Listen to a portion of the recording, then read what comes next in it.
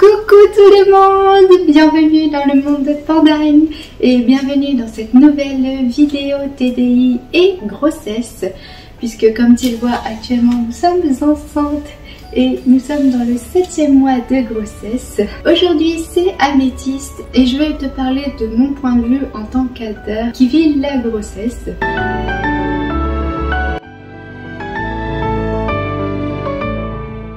Pour rappel, nous sommes atteintes du TDI, le trouble dissociatif de l'identité.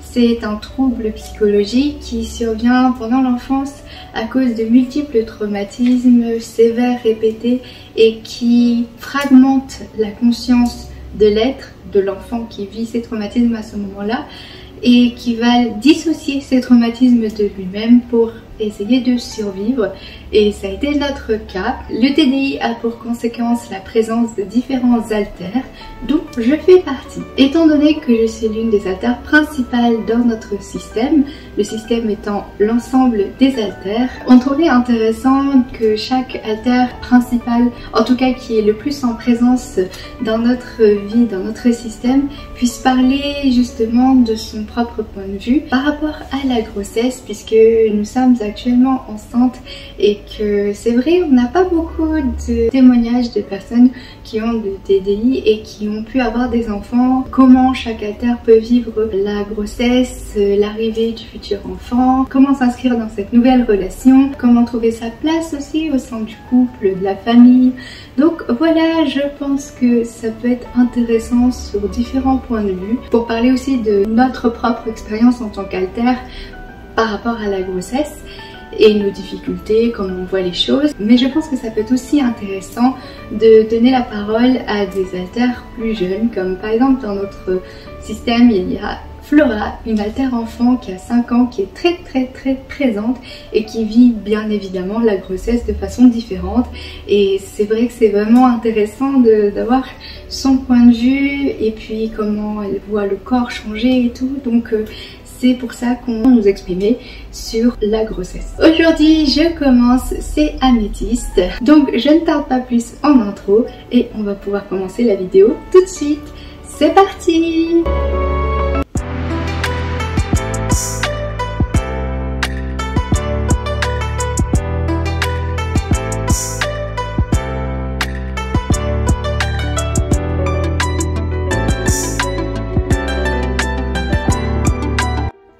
Donc comme tu le sais, nous sommes actuellement enceintes et nous sommes dans le 7e mois de grossesse. La naissance est prévue pour septembre. Si tu as suivi au cours des différents vlogs, vidéos, annonces, vidéos, grossesse, nous attendons une petite fille. Et c'est vrai que c'est un événement qui nous comble de bonheur, qui est vraiment très important, une étape importante dans notre vie.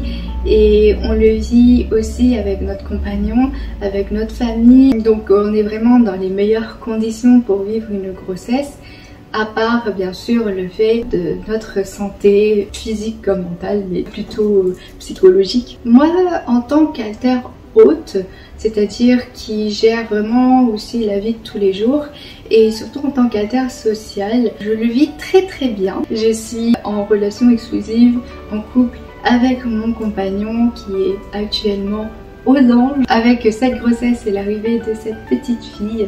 Et c'est le cas pour moi aussi, vraiment.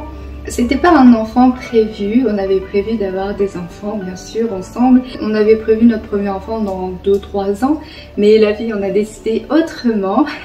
Et vraiment quand j'ai fait les tests de grossesse, on était deux à le faire, Lilith et moi, puisque nous sommes les deux autres du système et les deux alters les plus présentes, et surtout dans ces grands moments de vie. Je me souviens très bien, le 11 janvier, on a fait le test de grossesse. On s'est réveillé d'ailleurs très tôt. Moi qui suis pas lève tôt, franchement je me suis réveillée, il était 5 h du matin, tellement j'avais hâte de faire ce test. C'est un test urinaire, hein, forcément le Clear Blue là. Et quand j'ai fait ce test de grossesse, j'y croyais même pas, c'était trop beau en fait pour être vrai. Et à la fois je redoutais aussi un petit peu parce que c'était pas prévu, parce que ça devait pas forcément arriver à ce moment-là. Comme en plus on allait entrer en hospitalisation de jour, moi j'étais pas trop pour ces hospitalisations. En fait, je pense que par rapport à Lilith, j'ai moins conscience de la gravité de notre état de santé. Et pour moi, je le vis très bien, mais aussi parce que je suis une altère qui n'a pas ou peu de traumatisme. Et donc du coup, j'ai pas tout ce côté très difficile à gérer, je le consens. Et d'ailleurs, c'est aussi pour ça, c'est mon rôle de pouvoir faire en sorte de paraître normale. Je suis une partie apparemment normale, donc une altère qui fait en sorte que la vie continue malgré tout. Et donc toutes ces difficultés traumatiques, je les ai pas forcément en pleine face. Et du coup en janvier, quand justement il y avait ces hospitalisations de jour qui se préparaient, j'étais pas trop d'accord en fait pour aller en hôpital de jour. Bien sûr maintenant qu'on a fait quelques mois, je vois les avancées qu'on a fait, mais je suis pas trop... Je suis pas persuadée que c'est la meilleure façon, parce qu'en tout cas moi en tant qu'altère j'ai beaucoup de mal à parler de tout ce vécu traumatique, déjà parce que j'ai beaucoup moins d'affect lié à ça, et les seuls rares traumas que je garde, pour ça je dis j'ai très peu de traumas. En fait j'ai pas du tout envie d'en parler, j'ai pas du tout envie d'aborder le sujet et je fais un peu comme si ça n'existait pas. Et donc par rapport à cette grossesse c'est un peu pareil, tant pis je vis avec ça, et la grossesse c'est ça qui me donne le sens de ma vie, la direction, le pourquoi j'ai dû subir ça, ces épreuves là. C'est pour vivre ces moments de bonheur là, c'est pour avancer et pouvoir rencontrer cet enfant que je porte actuellement.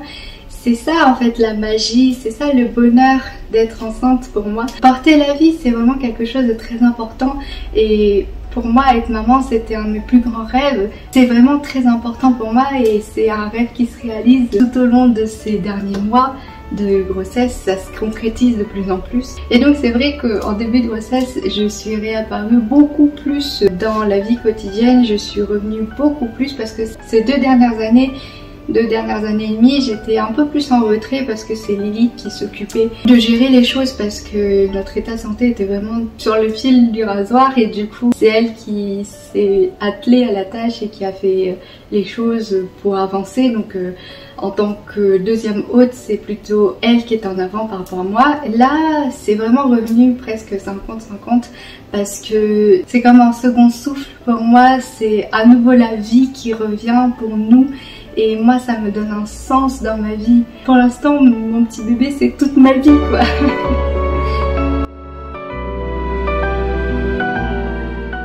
Donc je vais revenir un petit peu comment j'ai vécu la grossesse jusqu'à maintenant. Le premier trimestre physiquement on a eu vraiment des difficultés parce qu'on a eu beaucoup de symptômes de début de grossesse. Des nausées, des vomissements tous les jours, des vertiges, des malaises, une fatigue extrême. On avait du mal à manger à cause des nausées, on a perdu même un peu de poids. Et c'est là où ça commence à coincer au niveau du poids, parce que j'ai une morphologie assez fine et moi je me vois comme une personne même plus fine que ce que tu as pu voir par exemple au début de grossesse. On a fait un time-lapse de notre corps et de l'avancée de notre bidou. Au tout début de la grossesse évidemment ça se voyait pas, c'était vraiment comme si on était pas enceinte. Le corps faisait 53 kg. Pour moi c'est déjà 5 kg en plus que ce que je m'imagine moi pour être bien en fait dans mon corps. Donc je me vois déjà plus fine que ce que le corps était au début de la grossesse. Et donc du coup j'ai un petit décalage comme ça. Certes c'est peut-être anodin, mais 5 kg à ma taille, je suis 1m63 quand même, c'est pas beaucoup. Et même pour moi c'est quelque chose de très important, l'image corporelle. Et parfois peut-être un peu limitant parce que je veux absolument correspondre à cette silhouette-ci, à tel poids, pas dépasser tel chiffre, etc. C'est ça qui a été le plus difficile pour moi au niveau de la grossesse. Donc le premier trimestre par rapport à ça, ça s'était plutôt bien passé parce qu'au final j'ai vraiment pas pris de poids. Les 2 premiers mois j'ai même perdu du poids et j'en ai repris après petit à petit, et je prenais 500 grammes tous les 2 ou 3 semaines. Donc c'était une prise de poids très raisonnable pour une grossesse, sauf qu'à partir du moment où ça commençait à aller mieux au niveau des nausées, des vomissements, et qu'on pouvait mieux s'alimenter et que même on devait mieux s'alimenter, mieux en termes de quantité, hein. Là forcément on a commencé à prendre du poids. C'est normal puisque il y a le bébé qui est là, mais il n'y a pas que le bébé, je sais, il y a la poche, il y a le liquide amniotique, il y a le placenta, tout ça en fait participe à la prise de poids, et donc c'est tout à fait normal de prendre du poids pendant une grossesse. Mais même si je sais que c'est normal, j'avais beaucoup de mal encore à l'accepter jusqu'à maintenant, je dirais. J'ai beaucoup plus de facilité maintenant à accepter le poids, mais au deuxième trimestre c'était très compliqué. J'étais beaucoup là d'ailleurs au mois d'avril, mars-avril, et c'était les mois où justement j'avais pas forcément pris beaucoup de poids. J'étais plutôt bien, sauf qu'à partir d'avril et mai on a pris plus de poids en entrant dans le deuxième trimestre, et aussi parce qu'on avait plus ces nausées, ces vomissements comme je viens de le dire. Et c'est à partir de là où ça a commencé à coincer un peu. En plus, Lilith et Églantine étaient vraiment stressées par rapport aux études, par rapport au fait de continuer quand même les dossiers de recherche et le master. Et du coup, toute cette pression, ça m'a fait un peu me mettre sur le côté, et j'ai surtout dû travailler sur moi par rapport à l'acceptation de ce poids, de cette fatigue, parce que je suis quelqu'un d'un peu hyperactif. Je fais plein de choses, j'ai plein de choses en tête, j'ai plein de projets dans ma vie, je veux faire plein de choses et je supporte pas de ne rien faire, je supporte pas d'être inutile en fait et de rien faire de ma vie. Et pourtant, en tant que femme enceinte, il y a des journées, des après-midi où on doit se reposer, on doit dormir, on doit prendre soin de soi, se ménager, et c'est normal. Mais du coup, ce revirement-là, j'ai eu un peu de mal à l'accepter, en plus du poids et la relation à la nourriture. Je ne mange pas mal hein, parce que je mange plutôt bien, c'est juste que en termes de quantité, si toi tu manges un repas, moi ce sera un demi-repas en termes de quantité. Même si c'est un repas sain, c'est pas suffisant pour fabriquer correctement un petit bébé. Donc quand on dit aux femmes enceintes surtout, fais attention, ne mange pas pour deux, parce que c'est un peu un cliché qu'une femme enceinte doit manger pour deux, parce qu'en réalité elle mange pour elle et le bébé prend de ses réserves à elle, donc elle doit manger normalement.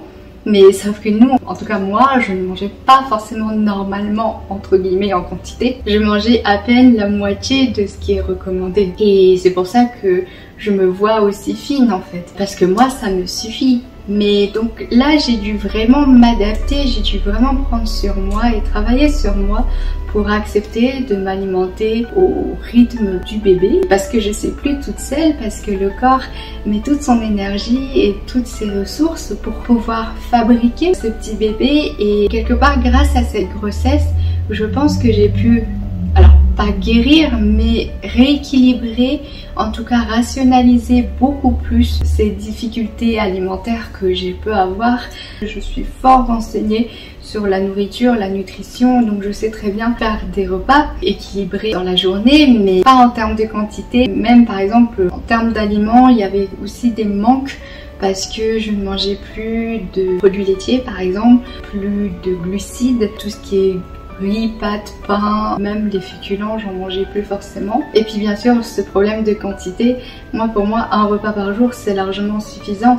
Or, ce n'est pas le cas déjà pour une personne lambda, si je puis dire, et encore moins pour une femme enceinte qui a besoin de ressources, qui a besoin de matières premières, littéralement la nourriture c'est la matière première, pour pouvoir fabriquer littéralement ce petit bébé. J'ai déjà eu une prise de conscience par rapport à ces troubles alimentaires, parce que déjà je ne l'appelais même pas cela des troubles alimentaires. Pour moi c'était juste une façon de vivre autrement, de moins consommer, etc. Alors qu'en fait c'est surtout lié au poids, à la restriction et au contrôle de la silhouette. Et si c'est un trouble alimentaire, j'en avais pas forcément conscience et j'étais vraiment dans le déni pendant beaucoup d'années. Et ça l'est beaucoup moins maintenant grâce à la grossesse, parce que j'ai ce sens-là, j'ai ce but au-delà de moi. C'est très difficile quand il y a un trouble alimentaire d'aller au-delà de ce trouble. Je pense que tu peux bien le comprendre, il suffit pas juste de dire à quelqu'un qui est boulimique bah arrête de manger, ou à quelqu'un qui est anorexique bah alors prends du poids. Enfin ça ne marche pas comme ça, ce sont des troubles mentaux, ça veut dire que de base c'est dans le psychisme. Tu peux le comprendre, les troubles alimentaires c'est très difficile à passer au-delà, il faut vraiment se battre tous les jours, parce que la nourriture, tu te nourris tous les jours et normalement plusieurs fois par jour, donc c'est vraiment un défi de tous les jours de s'accrocher. Et quand tu le fais pour toi, il y a des moments où bah, tu lâches le truc parce que t'en as marre, tu fais des efforts tous les jours, tu vois plus ou moins des résultats, mais au bout d'un moment tu t'épuises Or là, il y a une motivation au-delà de soi. Je ne le fais pas que pour moi, je le fais surtout pour mon bébé. Je le fais surtout parce que notre corps a besoin de tout ça pour fabriquer notre petit bébé. Je dis fabriquer littéralement au sens faire ce petit bébé. Et sans matière première, sans nourriture, on ne peut pas fabriquer ce petit bébé. Même si je lui donne tout l'amour que je veux, si je lui donne pas de nourriture, ce bébé sera malheureux en fait. Donc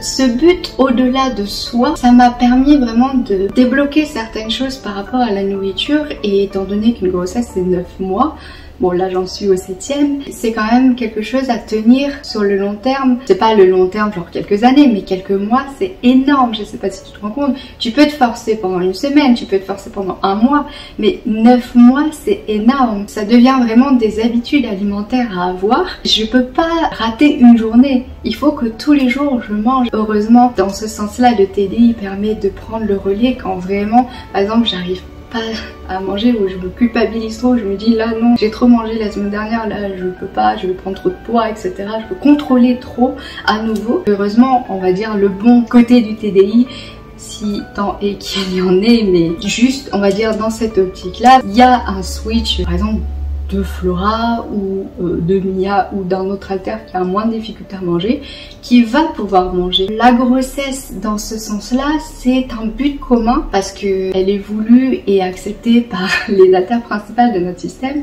Au-delà en fait de nos difficultés mentales, traumatiques, physiques, on a ce but-là au-dessus de soi qui est la grossesse et de prendre soin de ce petit bébé. Quelque part, ça a réussi à peut-être stabiliser un petit peu plus ces switches dans le sens où ils sont plus fonctionnels. C'est pas pour ça qu'il y en a moins, au contraire, j'ai l'impression qu'il y en a plus dans la journée. Il peut y avoir 3, 4, 5 switches par jour et ce depuis le début de la grossesse. Donc c'est très fatigant, mais à la fois ils sont beaucoup mieux ciblés au moment de la journée et qui correspondent le plus à ce qu'on doit faire. Donc par exemple si la tâche là c'est de manger et que moi j'en suis pas capable ou ça me demande trop d'énergie à dépenser pour pouvoir me forcer à manger et ce sera pas forcément bénéfique parce que je vais pas manger assez, et ben il y aura un switch avec un alter qui aura moins de mal à manger et qui au contraire va être super contente de pouvoir manger, comme par exemple Flora ou Mia. Pareil pour d'autres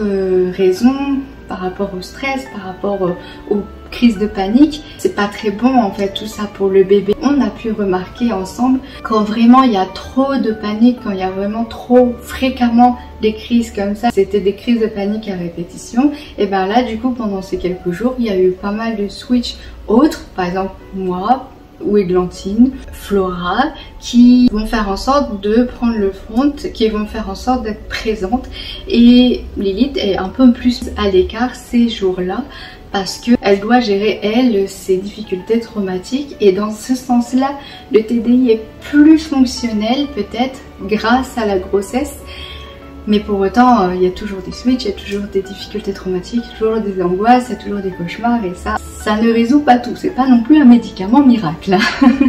Mais en tout cas, j'ai l'impression que cette grossesse voulue, qui est acceptée, qui est synonyme de bonheur pour nous, elle permet de rétablir, de guérir beaucoup de choses. Moi en tout cas personnellement je vois la différence radicale par rapport aux troubles alimentaires. Je parle de ça parce que c'était la plus grosse difficulté pour moi pendant cette grossesse, l'acceptation de la prise de poids, l'acceptation de changement de silhouette. Ce deuxième trimestre où j'étais beaucoup moins là, surtout en fait mai et juin, j'étais vraiment très peu là parce que c'est à partir de ce moment là où on a commencé à prendre beaucoup plus de poids. Alors beaucoup plus, actuellement on a pris 9 kilos en 7 mois. Je sais que c'est pas énorme par rapport à une grossesse, je sais qu'on est dans la norme et notre bébé se développe super bien, aucun souci là-dessus, mais il m'a fallu quand même ce temps d'adaptation pour pouvoir comprendre, accepter et pas juste intellectuellement ce changement radical du corps. Parce que quand je suis présente, que je viens en front, ce corps c'est le mien temporairement.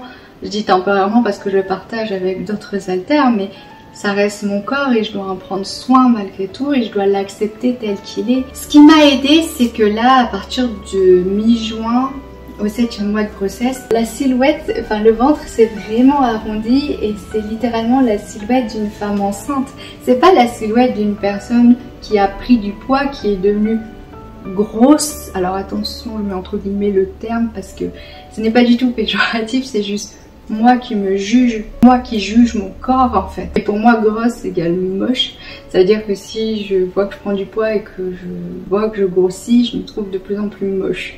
Mais c'est juste un jugement personnel sur mon corps et sur moi-même. J'ai pas du tout ce jugement sur les autres personnes. Ce qui m'a aidé en fait, c'est de relativiser par rapport à la prise de poids et au changement corporel. Et j'ai voulu vraiment essayer de décrocher du chiffre poids qui a été pris en termes de chiffres, mais plus me focaliser sur la silhouette en elle-même, que c'est surtout une silhouette de femme enceinte, et une femme enceinte c'est beau, c'est une belle silhouette, c'est une silhouette qu'on aime voir, que mon compagnon aime, qu'il trouve sexy. Et c'est pour ça que là je remets des robes, des choses qui me mettent plus en valeur que jeans de grossesse et t-shirts trop grands. Le fait de me focaliser sur cette silhouette de femme enceinte et pas silhouette de femme grosse qui a pris 9 kilos, enfin une dizaine de kilos, et ben ça m'a beaucoup aidé quant à l'acceptation de cette prise de poids. À voir après par rapport à cet été comment je peux accepter par rapport au regard des autres. J'ai pas beaucoup de regards qui sont portés sur moi à part quand on fait les courses,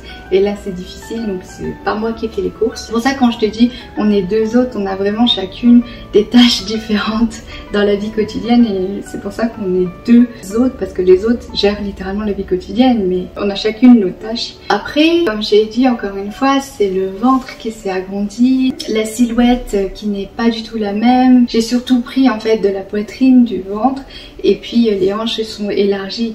Donc c'est surtout les parties de la femme enceinte qui ont pris, et j'ai pas du tout pris de bras ou de jambes par exemple. J'ai pas grossi le visage comme c'est le cas si on prend 10 kilos en dehors d'une grossesse. Donc à suivre, mais pour l'instant ça a vraiment aidé sur ce plan là, le plan alimentaire. Sinon à part ça, je suis hyper impatiente de rencontrer notre petite fille et je veux vivre à 100% ma grossesse, parce que c'est la plus belle chose qui pouvait m'arriver, qui pouvait nous arriver, mais moi je parle là en tant que améthyste. Et en plus de ça, le fait de sentir de plus en plus bouger cette petite qui bouge beaucoup, qui est très énergique, qui est tout plein d'énergie, tout plein de vie.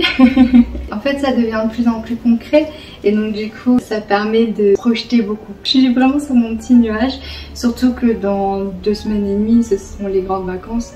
On va pouvoir en profiter en famille avec mon compagnon qui est bien sûr le futur papa et qui est dans les nuages. Vraiment, il est en plein bonheur aussi. C'est vraiment beaucoup de choses qu'on partage de magnifique en ce moment. Et c'est pour ça que je disais que ça guérit quand même beaucoup de choses, parce qu'il y a un sens en fait de tout ça. Il y a un sens dans notre vie maintenant. Bien sûr, un enfant donne toujours du sens à notre vie, mais même par rapport à tout ce qu'on a pu vivre, je me dis, on a vécu tout ça certes, mais j'ai pas abandonné, je me suis battue, j'ai continué à avancer, et ça m'a permis justement de pouvoir vivre ces moments de bonheur là. Il y en aura plein d'autres en fait, des moments de bonheur forcément avec la naissance, les premiers mois, l'allaitement, parce que j'aimerais pouvoir allaiter le plus possible si je peux bien sûr. Ce lien avec ce petit être à protéger, à aimer, tous ces moments de bonheur là, c'est comme une récompense, une victoire de la vie, parce que même si j'ai pu vivre des choses très difficiles, et des fois je me suis posé la question, mais est-ce que j'abandonnerai pas la vie? Ces épreuves sont vraiment très difficiles à traverser. Là je suis heureuse de ne pas avoir abandonné et de pouvoir vivre ces moments de bonheur. Donc voilà mon ressenti et mon expérience par rapport à cette grossesse. Bien sûr nous sommes au dernier trimestre, donc tout peut encore arriver. Je pense que je ferai la suite plus tard. La petite série pourra continuer. Voilà, j'en ai fini avec cette vidéo. Je vais pas parler plus, je pense que la vidéo est assez longue comme ça. J'espère que cette vidéo t'aura plu. N'hésite pas à la liker et commenter si c'est le cas. N'hésite pas non plus à t'abonner à ma chaîne pour ne rien rater des prochaines vidéos. Et moi je te dis à bientôt et à la prochaine. Ciao!